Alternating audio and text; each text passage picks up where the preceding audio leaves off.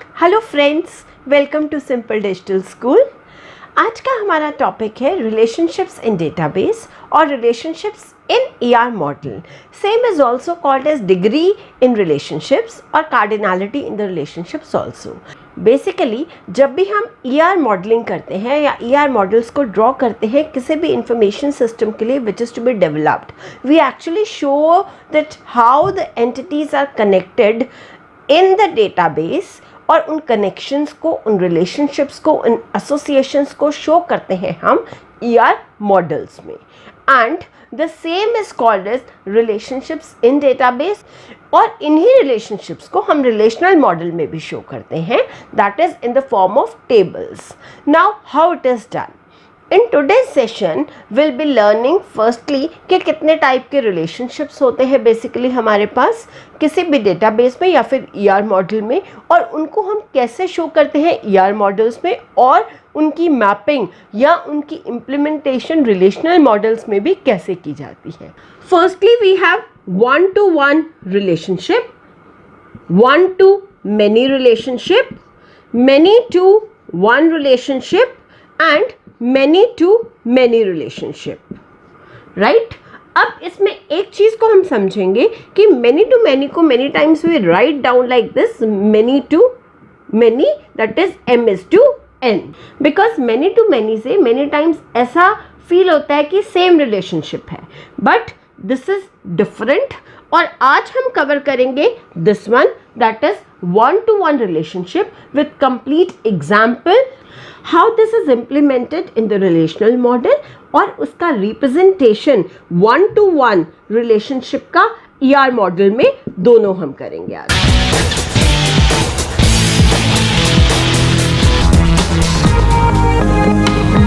So let's start with a small example कि हमें condition given है कॉलेज मैनेजमेंट सिस्टम का ER मॉडल जो कि हमें ड्रॉ करना है, उसमें कि एक स्टूडेंट एक कोर्स में एनरोल करता है। This condition is given to us कि वन टू वन रिलेशनशिप है यहाँ पर, that is one student can enroll for the one course only है। Now here one thing is clear कि एक स्टूडेंट एक कोर्स में एनरोल कर सकता है। एक स्टूडेंट के एट्रीब्यूट्स हैं student ID, student name, student marks. Similarly course entity के एट्रीब्यूट्स हैं course ID, course duration and course name. Now here enrol क्या है, जो कि हमने डायमंड में शो किया है। Enrol in the diamond shows the nature of relationship कि किस तरह से स्टूडेंट और कोर्स आपस में एसोसिएटेड है, किस तरह से स्टूडेंट और कोर्स आपस में रिलेटेड है, and through this enrolment they both get associated or related to each other. Now यहाँ पर स्टूडेंट आईडी को अंडरलाइन कर देते हैं because this is a primary की है जो कि यूनिकली हर स्टूडेंट को आइडेंटिफाई करेगा। ये मैंने पहले भी बताया था आपको। नाउ हियर अगेन यहाँ पर हमारे पास कोर्स आईडी को हम अंडरलाइन कर देते हैं which is a primary key of course table और course entity there to uniquely identify different courses of any college. Now this way we represent one to one relationship in the ER models. एक चीज को हम समझेंगे कि जहां हम one to one की बात करते हैं, इट मीन्स कि एक स्टूडेंट एक ही कोर्स में एनरोल कर सकता है, एक स्टूडेंट एक से ज़्यादा कोर्स में एनरोल नहीं कर सकता है। Now the question is how to represent this kind of one to one relationship in the relational model in the form of tables here. अब हम इस पे बात करेंगे। Now why it is important to learn this? क्योंकि जब हम modelling करते हैं ER मॉडल्स के through we represent entities, attributes, relationships through the symbols only. लेकिन जब उसका इम्प्लीमेंटेशन किया जाता है वो किया जाता है बेसिकली SQL में और टेबल्स की फॉर्म में इन सब की मैपिंग की जाती है। Now we'll see that how the mapping is done between ER models and relational model to get the implementation done in the SQL, क्योंकि ये सब एंटिटीज टेबल की फॉर्म में स्टोर होती हैं SQL में, और वन टू वन रिलेशनशिप को हम कैसे शो करेंगे इन टेबल्स में, let's go through this now. देखिए, स्टूडेंट हमारा एक एंटिटी है और स्टूडेंट के नाम का एक टेबल बनेगा यहाँ पर जिसका नाम होगा student, right. Now student ID, ये जो इसका फर्स्ट एट्रीब्यूट है, ये इसका फर्स्ट कॉलम बन गया। स्टूडेंट नेम जो कि उसका सेकंड एट्रीब्यूट है, जाकर उसका सेकंड कॉलम बन गया। स्टूडेंट मार्क्स जो कि उसका थर्ड एट्रीब्यूट है, जाकर उसका थर्ड कॉलम बन गया। Now let's C one important thing कि स्टूडेंट आईडी हमारा वो एट्रीब्यूट है जो कि यूनिक है नेचर में, राइट। स्टूडेंट आईडी हर बच्चे का डिफरेंट होगा, जिससे कि पूरे के पूरे एक रिकॉर्ड को वो यूनिकली आइडेंटिफाई कर सके, बिकॉज ये पॉसिबिलिटी है कि दो स्टूडेंट्स अंजू नाम के रिपीट हो जाए क्लास में, तो वो दोनों अंजू अलग अलग रिकॉग्नाइज हो, उसके लिए इम्पॉर्टेंट है कि उन दोनों का आईडी, स्टूडेंट आईडी अलग अलग हो, correct. So student ID here is a primary key. Now one more important thing, primary key को हम कभी भी नल नहीं कर सकते हैं, मींस उसमें कोई ना कोई वैल्यू होना बहुत ज़रूरी है। जब हम SQL में टेबल्स को क्रिएट करते हैं तो वहाँ पर हम एक कंडीशन, एक कॉन्स्ट्रेंट लगाते हैं कि प्राइमरी की नॉट नल। जब हम इम्प्लीमेंटेशन देखेंगे SQL में, then you will do all this. Now here second table जो हमारा बन चुका है, ये है हमारा कोर्स टेबल, और इस कोर्स टेबल के अंदर यहाँ पर कोर्स आईडी इसका फर्स्ट एट्रीब्यूट जो था वो फर्स्ट कॉलम बन गया, second attribute course name is second column, course duration is the third column, right. और यहाँ पर जो कोर्स आईडी है ये बन गया इसका प्राइमरी की, बिकॉज इस टेबल में भी कोर्स आईडी के थ्रू हर रिकॉर्ड को हम यूनिकली आइडेंटिफाई करेंगे। Now you can see there is some data inside both the tables here. यहाँ पर S1 स्टूडेंट आईडी, नेम उसका है अंजू, उसके मार्क्स आए हैं 97। कोर्स में सिमिलरली C1 एक कोर्स है इलेक्ट्रॉनिक्स इंजीनियरिंग और 5 इयर्स का कोर्स है। लाइक दिस हमने इसमें डेटा फीड कर दिया है। Now we have to show one to one relationship here. It means one student can enroll for the one course here. तो यहाँ पर S1 आईडी वाला स्टूडेंट अंजू जिसके 97 मार्क्स हैं, can enroll for any of the one course here. से S1 student ID ने enrol करा C3 course को, which is your mechanical engineering है। सिमिलरली S3 वाले स्टूडेंट ने एनरोल कर लिया C5 कोर्स के लिए, which is BCA here. S4 वाले स्टूडेंट ने अगेन कोर्स के लिए एनरोल किया, which is C2। Now this S1 student is here enrolled for the C3 course. This is the relationship which is defined here, that is 1 to 1. Now the student S1 has enrolled for C3 course. क्या ये student S1 C4 के लिए भी enroll कर सकता है यहाँ पर, क्योंकि condition क्या है, 1 to 1 relationship? No, it cannot. एक स्टूडेंट सिर्फ एक कोर्स के लिए एनरोल करेगा और एक कोर्स में बहुत सारे स्टूडेंट्स भी एनरोल नहीं कर सकते हैं, because here the condition is 1 to 1। इसीलिए देखिए किसी भी स्टूडेंट का यहाँ पर रिपीटिशन नहीं होगा और किसी भी कोर्स का यहाँ पर रिपीटिशन नहीं होगा। Now how to show this in a relational model, उसके लिए हम एक सेपरेट टेबल क्रिएट करेंगे जिसका नाम देंगे एनरोल टेबल, करेक्ट। अब इस एनरोल टेबल के हम मेजर इंपॉर्टेंट एट्रीब्यूट्स आइडेंटिफाई करेंगे। देखिए इस एनरोल रिलेशनशिप को कन्वर्ट कर दिया हमने एक सेपरेट टेबल में, और इसके दो प्राइम एट्रीब्यूट्स, मेजर एट्रीब्यूट्स कहाँ से आएंगे, इन दोनों टेबल से। That is primary key of this particular table, that is student ID, और इस टेबल का कोर्स आईडी जो कि इसकी प्राइमरी की है। ये बन जाएगा इसका एट्रीब्यूट। देखिए, it can have its own characteristics or other attributes also, but here we are showing the major ones, that is इसकी प्राइमरी की यहाँ आकर बन जाएगी इसके लिए फॉरेन की, और इसकी प्राइमरी की यहाँ आकर बन जाएगी इसके लिए फॉरेन की। करेक्ट।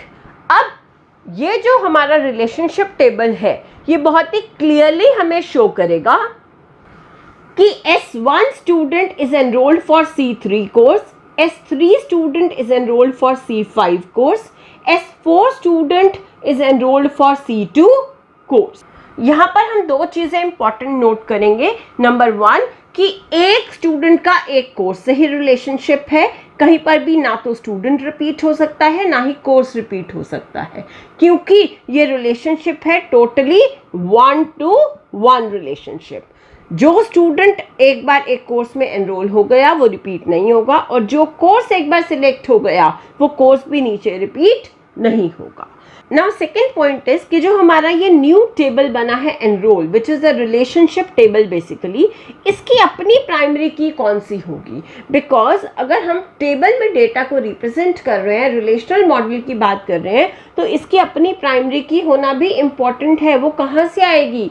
सो 1-to-1 रिलेशनशिप के केस में अब देखिए, इसमें भी देयर इज नो डुप्लीकेसी, सब यूनिक डेटा है, और इसमें भी सब यूनिक डेटा है। सो इन दोनों प्राइमरी कीज में से हम किसी एक को सिलेक्ट कर सकते हैं एज अ प्राइमरी की। It is completely your choice. या तो स्टूडेंट आईडी को चूज कर लीजिए या फिर कोर्स आईडी को। Two things are important. Number 1, there should be no duplicacy in any of the columns in 1-to-1 relationship table.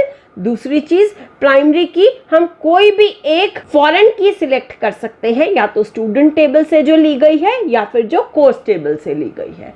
Correct. यहाँ पर अगर हम स्टूडेंट आईडी को, इसको यहाँ पर हम प्राइमरी की सिलेक्ट कर लेते हैं, सो student ID is again the primary key of this relationship table here also. Most important part here now, क्या हम जब SQL में इम्प्लीमेंटेशन करेंगे, SQL में हम टेबल्स को क्रिएट करेंगे प्रैक्टिकली, क्या हमें वहाँ पर ये 3 टेबल्स अलग अलग क्रिएट करने पड़ेंगे? It will be little complicated. So what is the solution to reduce the complexity? The solution is कि क्या हम इन टेबल्स को रिड्यूस कर सकते हैं? The answer is yes. हम इन टेबल्स को रिड्यूस कर सकते हैं ताकि इम्प्लीमेंटेशन इजी हो जाए। Now let's see how to reduce these tables. I draw the table here in front of you कि कैसे हम रिड्यूस करेंगे इन 3 टेबल्स को 2 टेबल्स में। राइट, देखिए, हम सबसे पहले यहाँ पर डालेंगे अपना first column student ID, student name. हम एज इट इज जो हमारा फर्स्ट स्टूडेंट टेबल था उसके एट्रीब्यूट्स को डाल रहे हैं, एस मार्क्स। और हमारे पास एक और एक्स्ट्रा कॉलम बन सकता है, यहाँ से इस वाले टेबल से लेंगे, that is course ID. So here it becomes course ID, the 4th attribute. Student ID हमारा कॉमन था दोनों टेबल्स में, so it is not required कि हम उसे रिपीट करें। Now how to do entries in this particular table? सबसे पहले S1 स्टूडेंट की बात करेंगे। Student S1, name is Anju and marks is 97 and this student is enrolled for C3 course। तो यहाँ पर C3 कोर्स की एंट्री कर दी। Similarly S2 student, name is Vikas और इसके मार्क्स है 58, और ये स्टूडेंट क्या किसी कोर्स में एनरोल्ड है? S2 किसी में भी एनरोल नहीं है। देखिए S3 S4 है आगे। So S2 is not enrolled in any of the course. S3 और S4 है, तो स्टूडेंट 2 के सामने course ID will be null. तो इसमें कोई प्रॉब्लम नहीं है, इट कैन बी, क्योंकि यहाँ पर जो कोर्स आईडी है यहाँ पर प्राइमरी की नहीं है। कोर्स आईडी प्राइमरी की है इस वाले टेबल में, तो यहाँ पर हम इसको नल नहीं छोड़ सकते हैं, ब्लैंक नहीं छोड़ सकते हैं इस कॉलम को, but in this table we can leave it null also, right. But यहाँ पर स्टूडेंट आईडी प्राइमरी की है तो हम इसको नल नहीं छोड़ सकते हैं। करेक्ट, तो हमने इसकी एंट्री कर दी। S2 कोर्स नन, कोई कोर्स नहीं किया। S3 name is Geeta, right, you can see है, मार्क्स 69, अगेन कौन से कोर्स में एनरोल्ड है? S3 C5, entry done. Next S4, student name is Tanu. Now the student has got 72 marks and enrolled for which course? C2 here.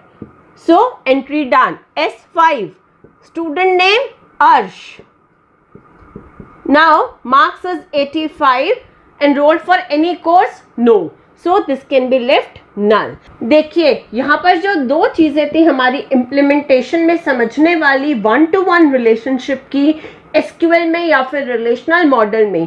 First point is कि हम यहाँ पर primary की किसको डिफाइन करेंगे? हम प्राइमरी की किसी भी प्राइमरी की को डिफाइन कर सकते हैं इन दोनों टेबल्स की प्राइमरी की में से. या तो हम स्टूडेंट आईडी को करेंगे या फिर हम कोर्स आईडी को कर सकते हैं. One solution is done.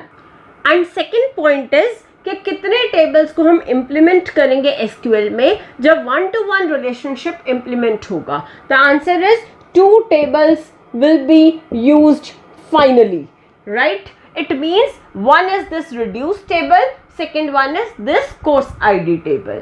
Other way around is कि आप कोर्स आईडी को यहाँ पर प्राइमरी की बना दें इस टेबल का, तो उस केस में कोर्स आईडी, नेम, ड्यूरेशन इसके मेन एट्रीब्यूट्स हो जाएंगे और इसके पीछे ये वाला जो हमारा स्टूडेंट आईडी है एक और fourth attribute, fourth column add हो जाएगा. और उस केस में हम कोर्स आईडी को ब्लैंक नहीं छोड़ पाएंगे. We have to fill up all the entries of this as we did here for the student ID.